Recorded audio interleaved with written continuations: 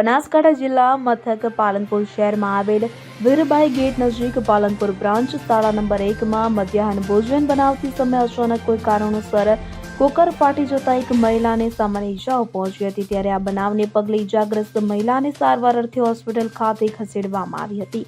પાલનપુરની શાળામાં મધ્યાહન ભોજન બનાવતી સમયે કુકર ફાટવાની ઘટના સામે આવી છે।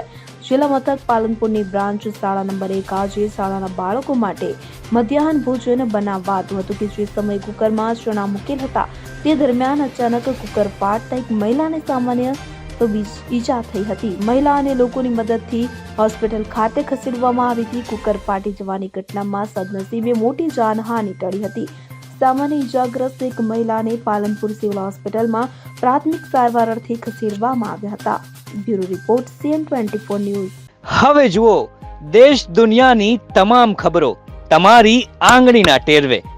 ઉઠાવો મોબાઈલ અને Google Play Store પરથી ડાઉનલોડ કરો અમારી CN24 ન્યૂઝ મોબાઈલ એપ।